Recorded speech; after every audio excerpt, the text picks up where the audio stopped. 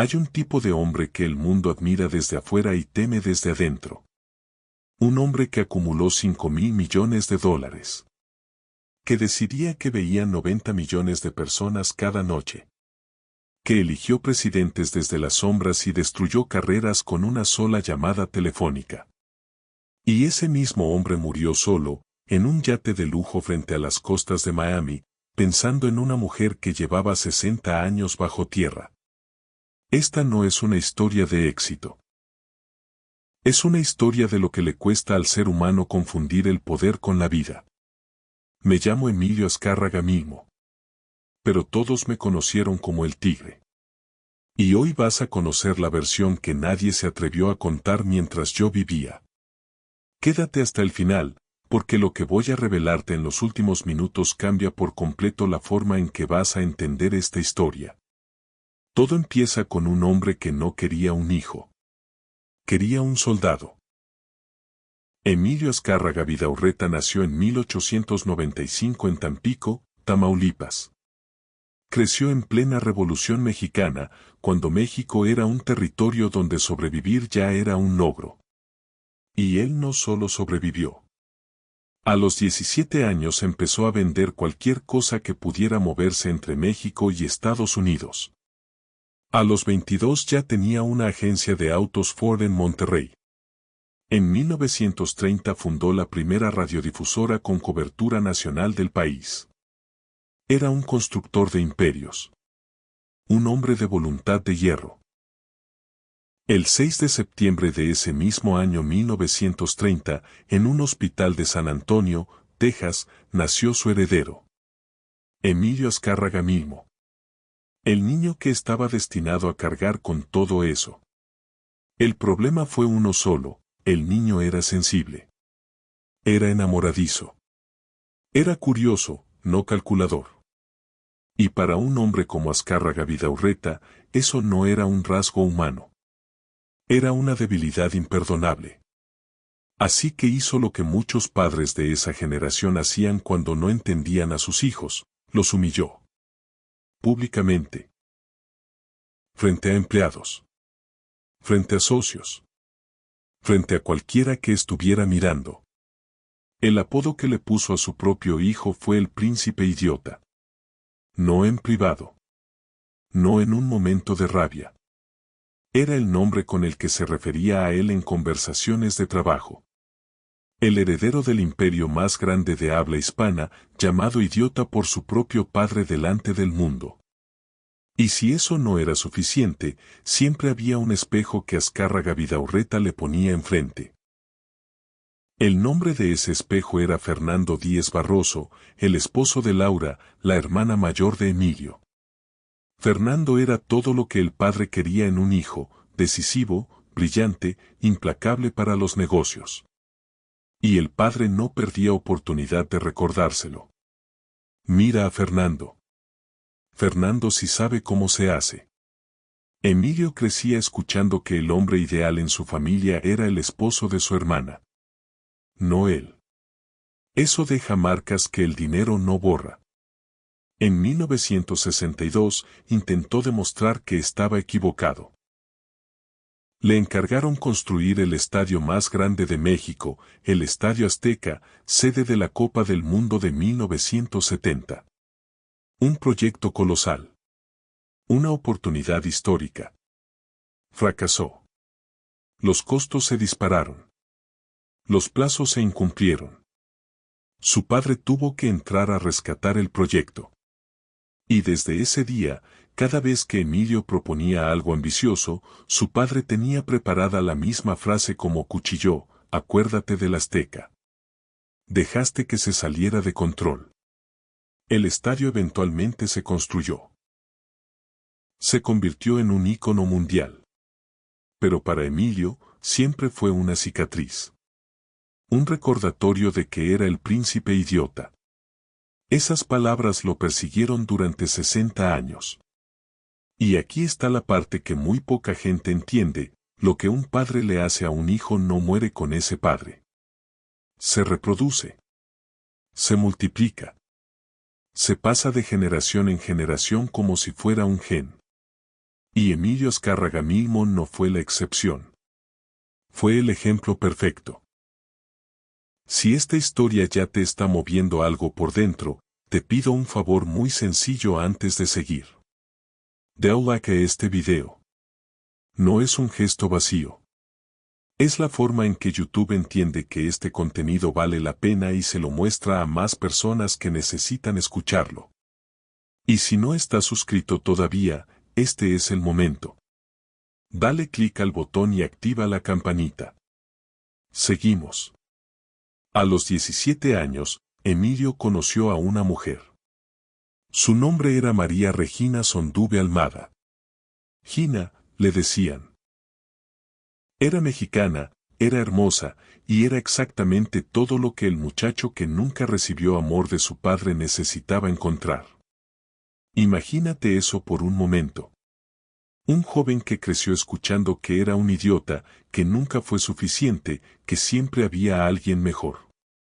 Y de pronto llega una mujer que lo mira como si fuera suficiente. Que lo hace sentir real. Claro que se enamoró. Claro que se aferró a eso con toda la intensidad que tenía acumulada. Pero su padre no aprobaba la relación. La familia de Gina no encajaba en los planes del imperio. Así que Emilio hizo algo que pocos hijos de hombres poderosos se atreven a hacer, desobedeció. Para demostrar que no necesitaba el dinero de su padre, empezó a vender enciclopedias de puerta en puerta. Un millonario vendiendo enciclopedias. Por amor. En 1952 se casaron. Emilio tenía 22 años. Tenía toda la vida por delante.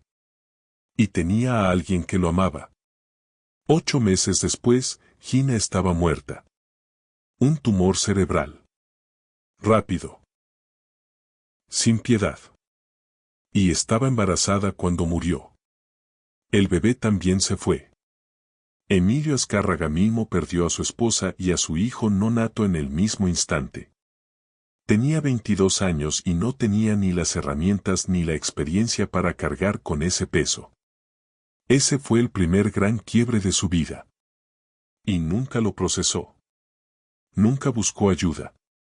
Hizo lo que los hombres de su época hacían, se tragó el dolor, se levantó y siguió. Poco tiempo después conoció a Silvia Pinal. Joven, hermosa, talentosa, apenas comenzando su carrera en el espectáculo mexicano. Se encontraron en el momento exacto. Dos personas rotas en momentos distintos, conectando de una manera que solo las personas rotas pueden conectar. Se enamoraron. Décadas después, Silvia Pinal lo confesó públicamente en su autobiografía y en entrevistas, Emilio Azcárraga Milmo fue el amor de su vida. Pero tampoco pudo quedarse con ella. Su padre lo impidió. Para Azcárraga Vidaurreta, una actriz mexicana no era una esposa para su heredero. Un matrimonio era un instrumento de negocios, no de amor. Así que arregló la boda de su hijo con una mujer francesa, Pamela de Surmont. El 26 de marzo de 1959, en París, Emilio se casó con una mujer que no eligió. Silvia Pinal se quedó atrás. Y durante el resto de su vida, Emilio y Silvia mantuvieron una amistad cercana. Nunca dejaron de verse. Como si ninguno de los dos pudiera terminar de soltar algo que nunca les permitieron tener. Ese es el patrón que te quiero mostrar. Porque este patrón lo explica todo. A Emilio le prohibieron amar a Silvia. Alguien más decidió su destino emocional. Y en lugar de romper ese ciclo cuando tuvo poder suficiente para hacerlo, lo perpetuó. Lo repitió con todos los que amó. Con sus esposas. Con sus hijos. Con su propia hija.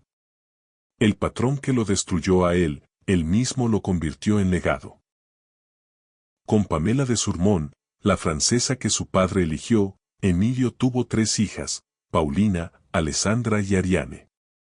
El matrimonio fue exactamente lo que se podía esperar de una unión sin amor, una guerra fría con lujos. Emilio no se molestaba en ocultar sus infidelidades. Era el tigre. Hacía lo que quería. Y Pamela, con todo su carácter, finalmente decidió que suficiente era suficiente. Se divorciaron. En 1965, Emilio se casó de nuevo, esta vez con otra francesa, Nadine Jean. Y con ella llegó algo que ninguna mujer anterior pudo darle, un hijo. Emilio Azcárraga Llán, nacido en 1968. El heredero del heredero. Pero la historia se repitió. Emilio hijo creció con un padre presente en nombre solamente. Televisa era la familia de El Tigre. No sus hijos. No sus esposas. Ese matrimonio también terminó.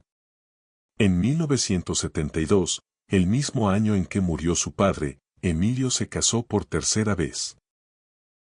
Esta vez con Paula Cusí, una mujer que presentaba el clima en el noticiero de mayor audiencia del país. 25 años juntos. El matrimonio más largo de su vida. Pero incluso ahí, incluso con ella, el patrón continuó. Emilio la engañó durante décadas.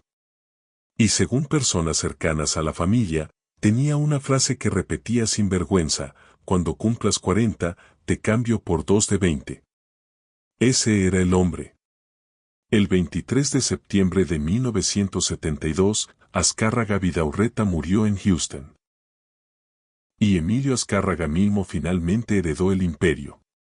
Lo que hizo con él dejó a su padre pequeño.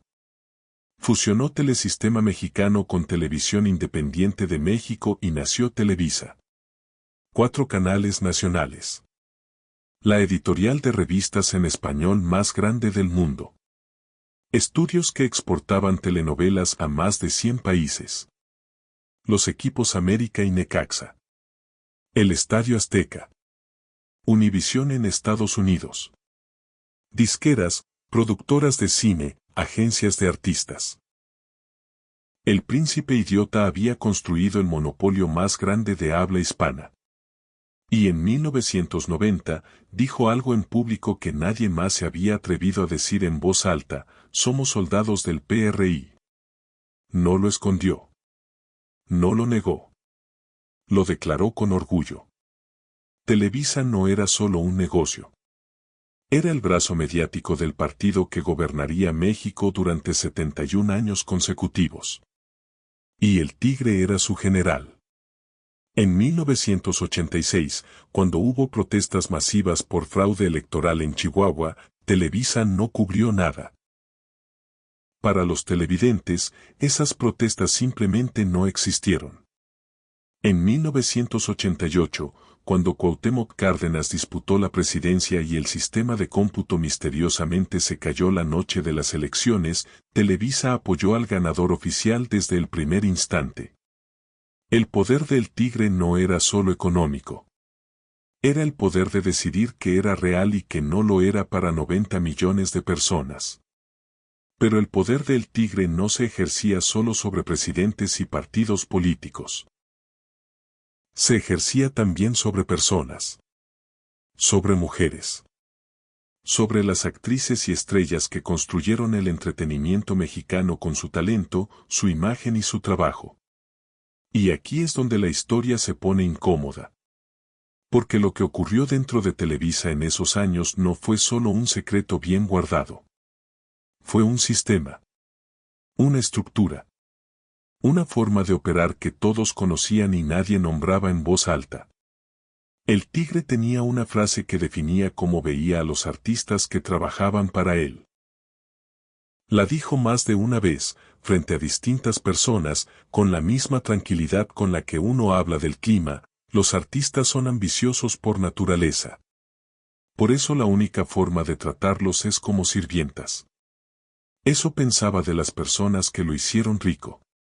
De las mujeres que lloraban en sus telenovelas, que cantaban en sus disqueras, que llenaban sus estadios. No quería talento. Quería control. Verónica Castro fue la estrella más grande de Televisa en los años 80. Su nombre era sinónimo de rating. De éxito. de la cara del entretenimiento mexicano exportado al mundo. Y todo México sabía, aunque nadie lo dijera en público, que Verónica Castro tenía una relación especial con el Tigre. Un trato diferente. Un acceso que otras no tenían. Nadie lo confirmaba. Nadie lo negaba. Así funcionaba el sistema. Lucía Méndez fue más directa años después, cuando el tiempo le dio la distancia suficiente para hablar. En una entrevista reconoció abiertamente que el Tigre le generaba miedo. Que era el patrón. Que el acceso a ese hombre determinaba el destino de una carrera dentro de Televisa. Y luego estaba Thalía. En los años 90, Thalía se convirtió en una de las estrellas más grandes de la televisión en español. Sus telenovelas se exportaron a decenas de países. Su nombre cruzó fronteras que pocas figuras mexicanas habían cruzado antes. Y recibió el contrato más caro en la historia de Televisa hasta ese momento para protagonizar una de las producciones más exitosas del canal. La periodista Maxine Woodside lo dijo públicamente en 2015, Thalía tuvo un romance con el Tigre. Y el Tigre estaba profundamente enamorado de ella. Según Woodside, si el Tigre no hubiera muerto, probablemente se habría divorciado de Adriana por ella. Ese contrato histórico no era solo un reconocimiento al talento. Era también el lenguaje con el que el Tigre hablaba cuando quería algo. Y aquí está lo que este sistema revela sobre el hombre. Emilio Azcárraga mismo construyó un imperio donde el acceso al poder era la moneda más valiosa. Donde una llamada telefónica suya podía lanzar una carrera o enterrarla para siempre. Donde las reglas del juego las ponía él, y quien no las aceptaba simplemente desaparecía de la pantalla. No era solo un empresario de medios. Era el arquitecto de un ecosistema donde el talento era secundario y la lealtad al jefe era primaria. El mismo patrón de su padre. El mismo sistema de control que Azcárraga Vidaurreta ejerció sobre él. Solo que ahora era suyo. Y lo usó con todo. Las mujeres que construyeron la televisión mexicana en esas décadas navegaron ese sistema de la única manera que podían. Algunas salieron bien libradas. Otras pagaron precios que nunca contaron públicamente. Y muchas más guardaron silencio, el mismo silencio que el Tigre aprendió de su padre y convirtió en regla de la casa. El poder absoluto no corrompe de manera dramática ni cinematográfica. Lo hace lentamente, en decisiones pequeñas, en frases que se normalizan, en sistemas que se vuelven invisibles porque todo el mundo los acepta. Así era Televisa. Así era el Tigre. Un segundo antes de seguir. Si estás viendo este video hasta aquí, probablemente ya sabes que este canal hace las cosas diferente. No buscamos el chisme fácil. Buscamos la verdad detrás de las historias que el poder quiso enterrar. Si eso resuena contigo, comparte este video con alguien que necesite escucharlo. La historia de El Tigre no debería quedar en el olvido. Seguimos. Aquí es donde la historia cambia de nivel. Lo que te voy a contar ahora es algo que México no supo durante décadas. Y cuando finalmente salió a la luz, lo hizo gracias a una investigación periodística de más de 5 años y más de 200 entrevistas. En 1980, mientras el Tigre consolidaba su imperio, su hija Paulina, adolescente, llena de vida, se enamoró. El joven era italiano. Y su madre, Pamela de Samant, la misma mujer de quien Emilio se había divorciado, tomó una decisión, le prohibió verlo. Nadie sabe con exactitud por qué. Quizás no le parecía adecuado. Quizás era simple control maternal. La razón precisa no importa tanto como las consecuencias. Paulina y su novio tomaron una decisión juntos. Una decisión de la que no había regreso. Hicieron un pacto suicida.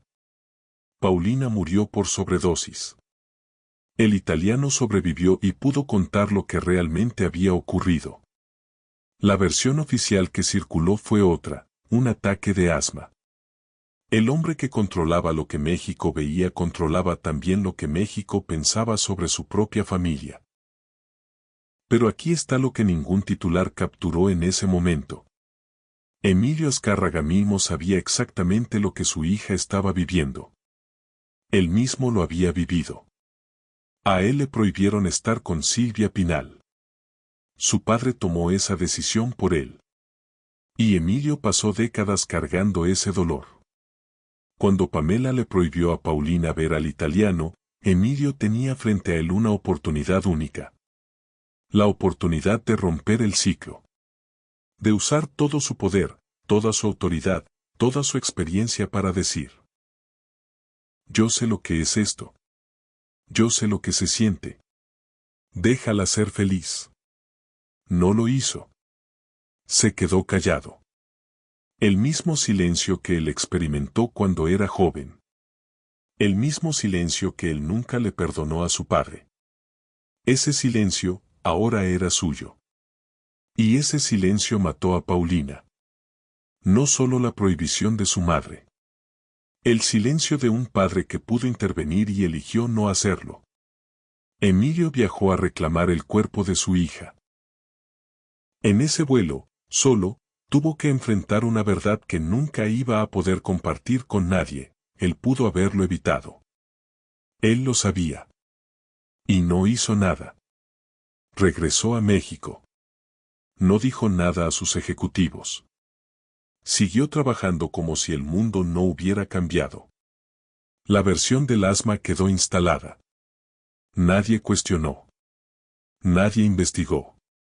Era el tigre. Su palabra era ley. Solo compartió la verdad con dos personas en toda su vida, el abad de la Basílica de Guadalupe y uno de sus socios más cercanos. Nada más. 17 años cargando eso. 17 años trabajando, acumulando, construyendo, como si el movimiento pudiera borrar lo que el silencio había causado. Pero el dolor no desaparece porque lo ignores. Se instala. Se asienta. Y espera. Para 1993, el tigre llegó a la cima que siempre había buscado. La revista Forbes lo confirmó, era el hombre más rico de América Latina. 5.000 millones de dólares. Más que Carlos Slim en ese momento. Más que cualquier otro empresario del continente. El príncipe idiota había llegado más lejos que su padre. Mucho más lejos. Y se aseguró de que todo México lo supiera. Pero ese mismo año, en una celebración por el éxito de una telenovela exportada al mundo entero, Emilio dijo algo frente a un micrófono abierto que México nunca olvidaría. Habló de su audiencia. De los millones de personas que veían sus programas cada noche. Y dijo que México era un país de gente humilde que no iba a salir de su situación. Que la televisión existía para darles entretenimiento y distraerlos de su realidad difícil. Y que los ricos como él no eran sus clientes, porque los ricos no compraban lo que Televisa vendía. Eso pensaba de las personas que lo habían hecho rico. Cuando alguien le sugirió publicar una aclaración para reparar el daño, su respuesta fue corta y definitiva: no doy explicaciones. 4 palabras. Eso era todo lo que su audiencia merecía. Ese mismo año, Paula Cusí cumplió 40 años. Y Emilio cumplió su promesa. La cambió. No por 2 de 20. Por una de 18. Adriana Abascal, Miss México 1988. 42 años de diferencia entre ellos. 25 años de matrimonio con Paula, terminados con unas fotos en un sobre enviadas desde el yate de lujo donde Emilio y Adriana pasaban su tiempo. Paula entendió. Se fue. Y el tigre nunca se casó con Adriana, pero ella estuvo a su lado hasta el final. Mientras destruía su matrimonio, Emilio también destruía otra relación. Quizás la más importante de todas. Laura Azcárraga mismo era la hermana mayor. La favorita del padre. La que se casó con Fernando Díez Barroso, el hombre que Azcárraga Vidaurreta siempre puso como ejemplo. Cuando el patriarca murió en 1972, dividió las acciones del imperio en partes iguales entre sus tres hijos, Laura, Carmela y Emilio. El control operativo quedó en manos de Emilio porque era el varón. Pero Laura tenía acciones. Muchas acciones. Y Emilio las quería todas. En 1993, acordaron una cifra, $1.200 millones por el paquete de Laura. Emilio no tenía el efectivo, así que empezó a pagar en cuotas. Pero los pagos se retrasaron. Los intereses se acumularon. Una deuda que comenzó en 600 millones creció hasta 1.400 millones. Lo que empezó como un acuerdo entre hermanos se convirtió en una guerra. Pero el dinero era solo la punta del iceberg. El resentimiento de Laura venía de mucho más atrás. Su esposo Fernando Díez Barroso había muerto en 1965. Un accidente aéreo. El avión privado despegó hacia Acapulco, falló un motor, intentaron un aterrizaje forzoso en el lago de Texcoco. Nadie sobrevivió. Fernando tenía 38 años. Y si Fernando hubiera vivido, probablemente él habría heredado el control del imperio. Era el favorito del patriarca. Era el que el padre realmente quería como sucesor. Pero murió. Y el camino quedó libre para el príncipe idiota.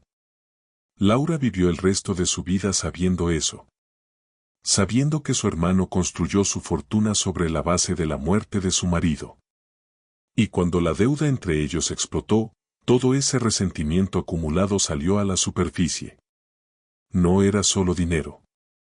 Era una vida entera de ser tratada como menos. De ver a su hermano convertirse en exactamente lo que su padre fue. Cuando Emilio fue diagnosticado con cáncer de páncreas en 1996, Carmela, la hermana del medio, la conciliadora de siempre, intentó interceder. Le rogó a Laura que viajara a Miami. Que fuera a ver a su hermano. Que se despidiera antes de que fuera demasiado tarde. Laura dijo que no. Carmela insistió. Laura volvió a decir que no. El hombre más poderoso de México. $5.000 millones. 90 millones de televidentes.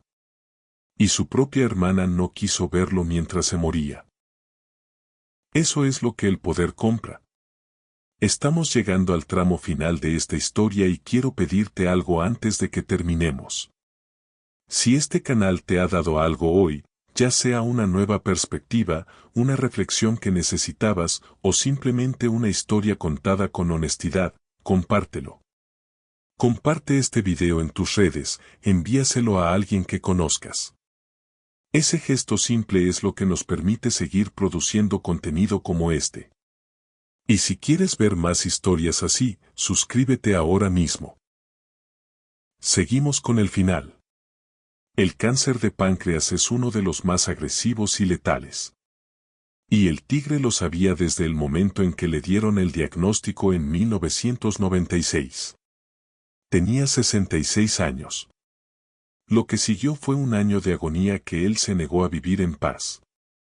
Según testimonios recogidos en investigaciones periodísticas, en sus últimos 6 meses de vida Emilio continuaba peleando con sus banqueros.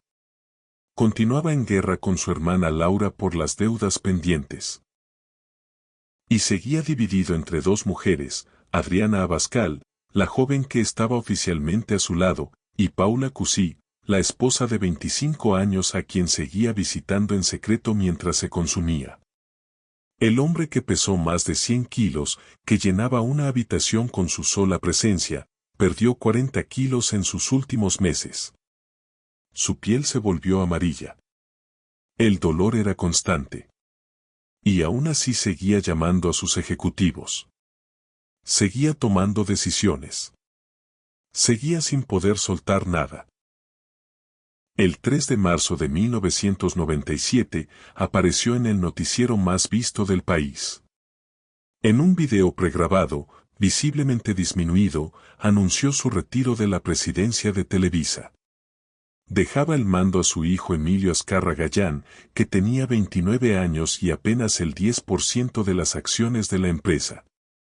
El imperio que le dejaba no era solo un negocio. Era una bomba de tiempo. 400 millones de dólares en deudas con bancos. La deuda pendiente con su hermana Laura. Una familia hecha pedazos. Un testamento que encendería una guerra que dura hasta hoy. Un mes después de ese anuncio, el 16 de abril de 1997, Emilio Azcárraga Milmo murió a bordo de su yate frente a las costas de Miami. Adriana Abascal estaba con él. Laura no estaba. Paula no estaba. La familia que él mismo había fragmentado, dispersa hasta el final. Su funeral convocó a más de 3.000 personas en la Basílica de Guadalupe. Políticos, empresarios, artistas. El presidente en turno envió una corona. El hombre que había leído las noticias que el Tigre quería que México escuchara durante 27 años dio el discurso principal. Lo llamó un hombre de visión extraordinaria. No mencionó a las mujeres que destruyó. No mencionó a la hija que se quitó la vida. No mencionó a la hermana que se negó a despedirlo. No mencionó el país de gente humilde que lo hizo rico. En muerte como en vida, la narrativa la controlaba Televisa. Pero antes de que todo eso ocurriera, en sus últimas horas de lucidez, el Tigre dijo algo. No se lo dijo a Adriana. No habló de Televisa. No habló de los 5.000 millones de dólares. No pensó en los presidentes que ayudó a elegir ni en las telenovelas que exportó a 100 países. Le dijo a su hermana Carmela, la única que estaba cerca en ese momento. Estoy contento. Porque ya me voy a reunir con Gina. Gina. La primera esposa. La que murió 8 meses después de casarse con él, en 1952. 45 años antes. No dijo Paula. No dijo Adriana. No dijo Silvia Pinal, el amor de su vida al que le arrancaron. Dijo Gina. La muchacha por la que vendió enciclopedias de puerta en puerta. La que murió antes de que él se convirtiera en el Tigre. Antes del poder. Antes del dinero. Antes de las traiciones y las humillaciones y el silencio. En el momento final, el hombre que tuvo 4 esposas, docenas de amantes, y todas las mujeres que el poder y el dinero pueden comprar, pensaba en una muchacha de 22 años que murió antes de que él pudiera destruirla. La única que nunca pudo reemplazar. La única que se fue antes de que el patrón empezara. Piensa en eso. ¿Y si Gina hubiera vivido? ¿Y si ese bebé hubiera nacido? ¿Habría sido el Tigre el mismo hombre? ¿Habría necesitado demostrarle algo a su padre? ¿Habría silenciado a su propia hija? No lo sabemos. Él tampoco lo supo nunca. Lo que sí sabemos es que en su último momento de lucidez, todo el imperio que construyó, toda la venganza contra el padre que lo llamó idiota, todo el control que ejerció sobre millones de personas, no valía nada. Solo quería volver al momento anterior a todo. Al muchacho de 22 años que todavía no sabía lo que era perder. El legado de El Tigre no terminó con su muerte. Apenas comenzó la parte más caótica. El testamento dividió la fortuna en 6 partes iguales, una para cada uno de sus 4 hijos, una para Paula Cusí, la esposa de 25 años que había dejado, y una para Adriana Abascal, la joven con quien la reemplazó. La esposa y la amante heredando exactamente lo mismo. Si eso no te dice todo lo que necesitas saber sobre este hombre, nada lo hará. Lo que siguió fue una guerra que los medios apenas pudieron seguir. Su hijo Emilio Azcárraga Gallán, con solo el 10% de las acciones, tuvo que pelear contra sus hermanas, contra su tía Laura, contra Paula, contra Adriana. Y mediante estrategias jurídicas y financieras que generaron acusaciones de presuntos fraudes civiles, pasó del 10 al 50% de las acciones en apenas 3 años. Paula Cussí, la mujer que aguantó 25 años de matrimonio con el tigre, terminó en prisión, acusada de falsedad de declaraciones mientras peleaba por su herencia. Años después, los Pandora Papers revelaron parte del destino de ese dinero. Paula Cussí había creado fideicomisos en paraísos fiscales. Llegó a controlar cerca de $580 millones en activos. Obras de arte. Piezas arqueológicas prehispánicas. Lingotes de oro. La exesposa del hombre que declaró que México era un país de gente humilde, con lingotes de oro en las Islas Vírgenes Británicas. Adriana Abascal también apareció en esos documentos.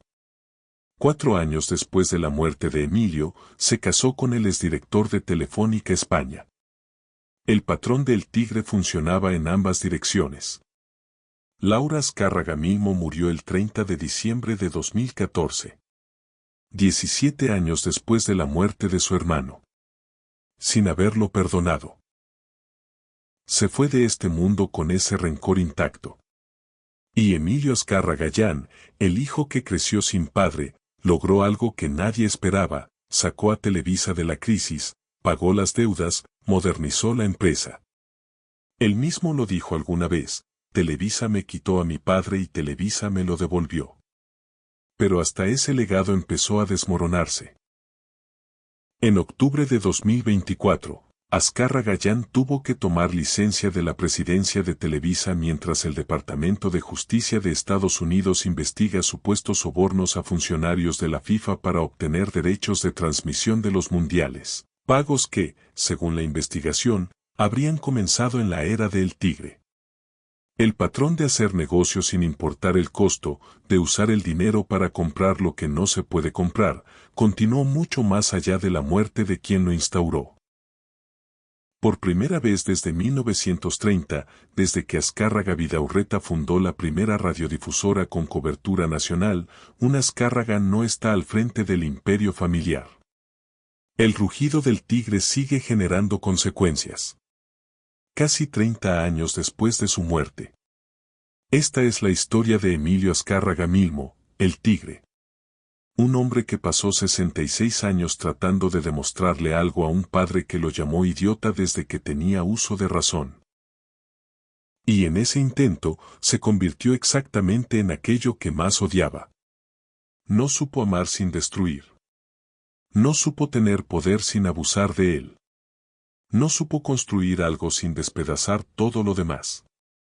Perdió a Gina por la muerte. Perdió a Silvia Pinal por la voluntad de su padre. Perdió a Pamela por sus infidelidades. Perdió a Nadine por las mismas razones. Cambió a Paula por una mujer 42 años menor. Cayó cuando su hija necesitaba su voz. Peleó con su hermana hasta que ella eligió no despedirse de él mientras agonizaba. Y murió solo, en un yate de lujo, pensando en una muchacha que llevaba casi medio siglo muerta. $5.000 millones. 90 millones de televidentes. El poder de elegir presidentes desde las sombras. Y al final, ninguna de esas cosas importó.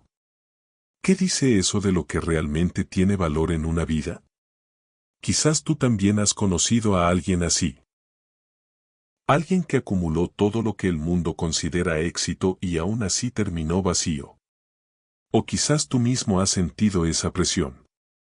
La voz de alguien que te dijo que no era suficiente y la forma en que esa voz te ha seguido aunque ya no estén cerca. El patrón del tigre no es una historia mexicana. Es una historia humana. Sobre lo que le hacemos a los que amamos cuando no hemos sanado lo que nos hicieron a nosotros. El ciclo solo se rompe cuando alguien decide romperlo. Y esa decisión siempre es de una sola persona. Si llegaste hasta aquí, eres exactamente el tipo de persona para quien hacemos este canal. Personas que quieren entender el mundo más allá de los titulares. que buscan la historia real detrás de los nombres conocidos. Te pido 3 cosas antes de irte. Primero, dale like a este video si la historia te movió algo. Es el gesto más simple que puedes hacer para que más personas puedan encontrarla. Segundo, suscríbete si todavía no lo has hecho. Y activa la campanita, porque la próxima historia que viene ya está lista y es de las que no te puedes perder. Tercero, deja un comentario. Cuéntame, ¿qué fue lo que más te impactó de esta historia? ¿El silencio del padre? ¿La muerte de Paulina? ¿Sus últimas palabras sobre Gina? Quiero leer lo que piensas. Nos vemos en el próximo video.